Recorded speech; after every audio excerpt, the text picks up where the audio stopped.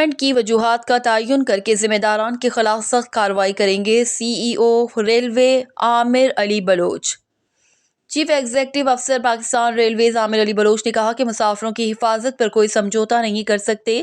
Derailment کی وجوہات کا تعین کرنے کے لیے سینئر افسران پر مشتمل کمیٹی بنا دی ہے۔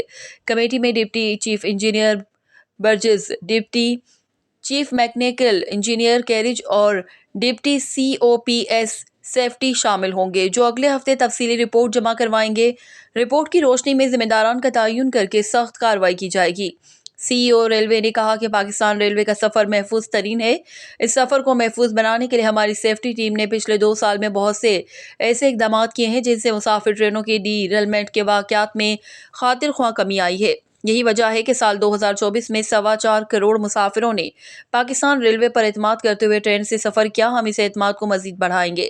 سی ای او نے کہا کہ ریلوے ٹریک کا مسلسل معائنہ کیا جاتا ہے اور جہاں کسی کمزوری کا اندیشہ ہو وہاں انجینئرنگ ریسٹرکشنز لگا دی جاتی ہیں تاکہ سفر میں حفاظت کو یقینی بنایا جا سکے۔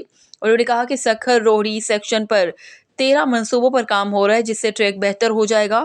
اسی طرح ہماری ٹیمیں دیگر ڈویژنز میں بھی ٹریک کی بہتری کے لیے مختلف منصوبوں پر کام کر رہی ہیں۔ ML1 شروع ہونے کے بعد انجینئرنگ ریسٹرکشنز بھی بہت محدود ہو کر رہ جائیں گی۔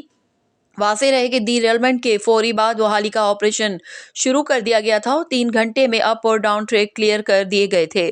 اس وقت ملک بھر میں تمام گاڑیاں معمول کے مطابق چل رہی ہیں۔